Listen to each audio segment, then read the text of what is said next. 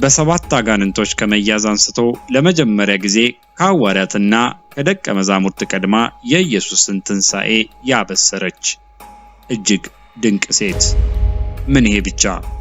በሰባት እጅግ ክፉ ኃጢአቶች ከመያዝ ኢየሱስ ከሞት እንደተነሳ ለመጀመሪያ ጊዜ በቀጥታ የታያት ከገሊላ ባህር አጠገብ ባለች ትንሽዬ ከተማ በመቅደላ የተወለደችው ይህ የቅድስት ማርያም መቅደላዊት ድንቅ ታሪክ ነው። ይህ ደግሞ የእናንተው ቻናል የመስቀሉ ጣቢያ ነው። ሁል ጊዜ ስለናንተ ግድ እያለን ምን እንመግባቸው፣ ምን እናወራላቸው በማለት ዘውትር እናስባችኋለን። ቻናሉን ሰብስክራይብ ያላደረጋችሁ በእግዚአብሔር ስም ሰብስክራይብ እንድታደርጉ አጥብቄ ያሳሰብኩ ወደ ዕለቱ ዝግጅቴ አመራው። እስከ ቪዲዮ ፍጻሜ ድረስ አብራችሁን ቆዩ።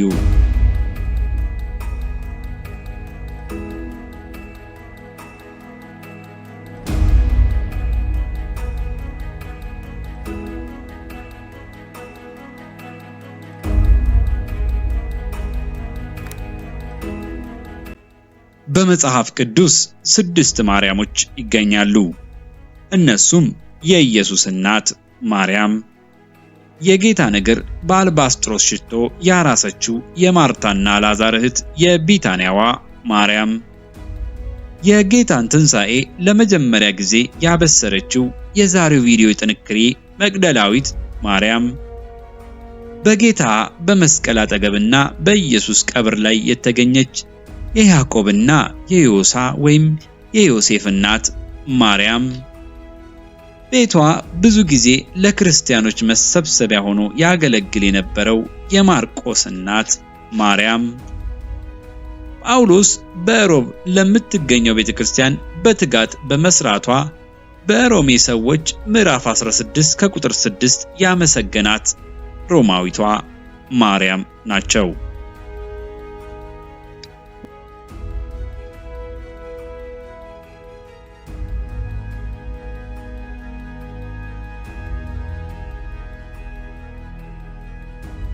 ውድ ተመልካቾቻችን በዛሬው ቪዲዮ ከ6ቱ ማርያሞች በ7 አጋንንቶች ተይዛ የነበረችውን ነገር ግን በመጨረሻ የኢየሱስ ትንሣኤ የመጀመሪያ አብሳሪ የሆነችውን ቅድስት መግደላዊት ማርያምን ይሆናል። በሉቃስ ወንጌል ምዕራፍ 8 ከቁጥር 2 እና በማርቆስ ወንጌል ምዕራፍ 16 ከቁጥር 9 ኢየሱስ 7 አጋንንቶችን ከሷ እንዳስወጣ እንመለከታለን። ነገር ግን ስለዚህ 7 አጋንንቶች መጽሐፍ ቅዱስ በስም ያስቀመጠው ምንም ነገር የለም። እንዲሁም ከርኩሳን መናፍስትና ከደዌ የተፈወሱ አንዳንድ ሴቶች አብረውት ነበሩ። እነርሱም 7 አጋንንት የወጡላት መግደላዊት የተባለችው ማርያም፣ የሄሮድስ ቤት ኃላፊ የነበረው የኩዛ ሚስት ዮሐና፣ ሶስና ደግሞም ሌሎች ብዙዎች ነበሩ። እነዚህም በግል ንብረታቸው የሚያገለግሉት ነበሩ። የሉቃስ ወንጌል ምዕራፍ 8 ከቁጥር 2።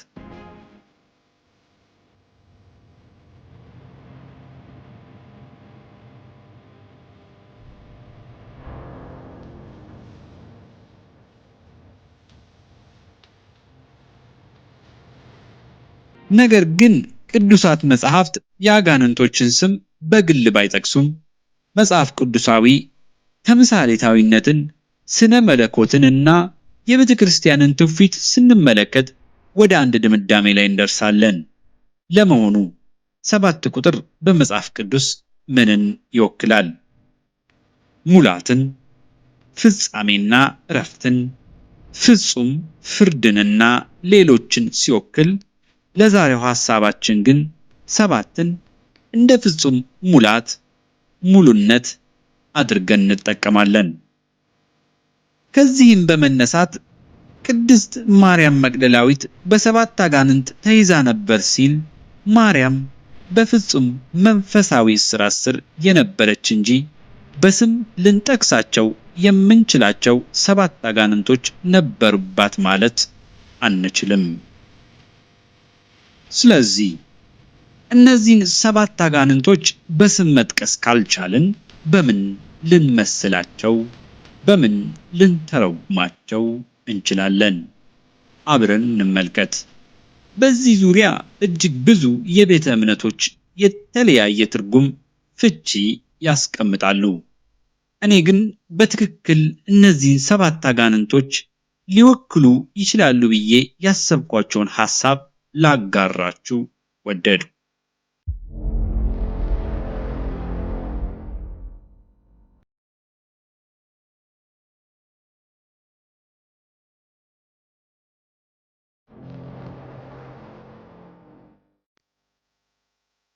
ቅድስት መግደላዊት ማርያም ክርስቶስን ከማግኘቷ በፊት በዚህ በ7 አጋንንት የመያዝ ምስጢር። ማርያም በከባድ የአእምሮ ስቃይ፣ አካላዊ ስቃይና በማህበረሰቡ ብዙ ጊዜ የምትገለልና በከባድ መንፈሳዊ መጨቆን የተያዘችና በጥልቅ ክፉ መንፈሳዊ ምርኮ ውስጥ እንደነበረች እንረዳለን። ከዚህም በመነሳት በፍጹም አጠቃላይ ስብራት ውስጥ የነበረች ኩራተኛ፣ ስግብግብ፣ ምኞተኛ፣ ምቀኛና ቁጡም ጭምር እንደነበረች፣ ነገር ግን ኢየሱስ ከፍጹም ሙላት እርኩስ መንፈስ ከመያዝ ሙሉ በሙሉ እንዳዳናት፣ ከተያዘችበት አጋንንት አላቋት ፈውሷት ወደ ታማኝ ደቀ መዝሙርነት ለውጧታል። ወዳጆቼ፣ የብዙዎቻችን የኋላ ታሪክ እጅግ የከፋና ከዚህ ሴት ታሪክ የባሰ ነበር። ነገር ግን ሁላችንም በጌታችን በኢየሱስ ክርስቶስ ሥራ ዛሬ ላይ አዲስ ፍጥረት፣ አዲስ ማንነት ኖሮን ይኸው የእርሱ ታማኝ ደቀ መዝሙር ለመሆን በቅተናል። ታዲያ ይህ መልእክት የምታዳምጥ አንተ፣ አንቺ ከላይ የጠቀስኳቸው ልክ እንደ መግደላዊት ማርያም ባህሪያት ካሉብህ እግዚአብሔርን ፈጽሞ እንዲፈውስ አጥብቀ እንድትጸልይ መክራለሁ።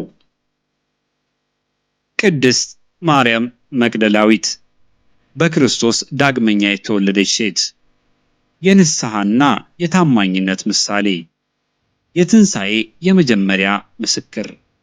ይህ የመግደላዊት ማርያም አስደናቂ ታሪክ ነበር። በእውነት ሰው እንደወደቀ በርኩስ መንፈስ እንደተያዘ ይቀራልን? ወይስ ሰው በእግዚአብሔር አምሳል ተፈጥሮ በፈጣሪው በእግዚአብሔር የሚረሳስ ይመስላችኋልን? በፍጹም። ወዳጆቼ፣ የኋላ ታሪካችሁ ምንም ይሁን ምን የአሁኑንም ጨምሮ አሮጌውን ቆሻሻውን ማንነታችሁን የሚቀይር በዚህ አለ። እርሱም ከድንግል ማርያም የተወለደው የናዝሬቱ ኢየሱስ ክርስቶስ ነው። በእምነት እንቅረበው። እርሱ ከኃጢአት ሁሉ ሊያነጻን ሊያድነን የታመነ ነው። ኃጢአት የለብንም ብንል ራሳችንን እናስታለን፣ እውነትም በእኛ ውስጥ የለም። ኃጢአታችንን ብንናዘዝ ኃጢአታችንን ይቅር ሊለን ከአመፃ ሁሉ ሊያነጻን እርሱ ታማኝና ጻድቅ ነው። ኃጢአት አልሰራንም ብንል እርሱን ሐሰተኛ እናደርገዋለን፣ ቃሉም በእኛ ውስጥ የለም። አንደኛ የዮሐንስ መልእክት ምዕራፍ 1 ከቁጥር 8 እስከ 10። አበቃው።